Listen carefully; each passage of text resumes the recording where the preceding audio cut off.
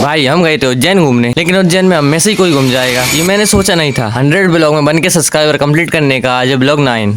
हाय, मेरा नाम है नैतिक। आज सुबह सुबह रेडी होकर हम निकल जाते हैं उज्जैन के लिए और रास्ते में पेट्रोल पंप पर रुककर कराते हैं कार की टंकी फुल और पेट्रोल डलाकर निकल जाते हैं उज्जैन के लिए। और आप सबकी जानकारी के लिए बता दूं, हम जा रहे हैं उज्जैन से पहले नलखेड़ा माँ बगलामुखी माता मंदिर। कंटिन्यू 2-2.5 घंटे चलने के बाद अब मंदिर बचा था लगभग 3 किलोमीटर और 7-8 मिनट चलने के बाद हम पहुंच जाते हैं नलखेड़ा। बाहर दुकान से प्रसाद लेने के बाद हम चले जाते हैं मंदिर के अंदर। यहाँ 20-25 मिनट लाइन में लगने के बाद फाइनली माता के दर्शन हो जाते हैं। और ये है यहाँ का हवन, जो की लाल मिर्ची से होता है। यहाँ बड़े बड़े सेलिब्रिटी और नेता ने भी हवन करा रखे हैं। फिर यहाँ से प्रसाद खाकर हम निकल जाते हैं उज्जैन के लिए। और थोड़ी देर चलने के बाद हमें कच्ची जगह देखकर कार को रोक लेते हैं और घर से लाए हुए चावल को लपेटकर थोड़ा रेस्ट कर लेते हैं। फिर वापस चल देते हैं उज्जैन की तरफ और 3-4 घंटे चलने के बाद उज्जैन पहुंच जाते हैं। उज्जैन पहुंचकर सबसे पहले गाड़ी को पार्किंग में लगाते हैं और वहाँ से करते हैं ई रिक्शा में बैठकर सबसे पहले जाते हैं मंगलनाथ मंदिर। फिर वहाँ पर दर्शन करने के बाद निकल जाते हैं महाकाल मंदिर। हम मंदिर पहुंचकर प्रसाद खरीद ही रहे थे कि मेरी मौसी की लड़की भूमि खो जाती है। हाँ, मैं इसी की बात कर रहा हूँ। फिर बहुत देर भूमि को ढूंढने के बाद भी वो नहीं मिली। भूमि को ढूंढने के चक्कर में मैं व्लॉग भी शूट नहीं कर पाया। फिर थोड़ी देर बाद भूमि को 3 लड़कियां लेकर आई। भूमि मिलती कैसे नहीं, हम महाकाल की नगरी उज्जैन में जो थे। फिर हम सब चले जाते हैं महाकाल के दर्शन करने के लिए। लगभग 1 घंटे लाइन में लगने के बाद दर्शन हो जाते हैं और दर्शन कर आ जाते हैं रेलवे स्टेशन, क्योंकि मौसी जा रही है वापस गुजरात और रात को ट्रेन थी 1 बजे की। तो 1 बजे मौसी को ट्रेन में बिठाकर हम निकल जाते हैं रात को 1 बजे ही घर की तरफ। 4 घंटे कंटिन्यू चलने के बाद हम सुबह 5 बजे पहुंच जाते हैं घर और मैं तो चला सोने। आप जब तक सब्सक्राइब कर देना।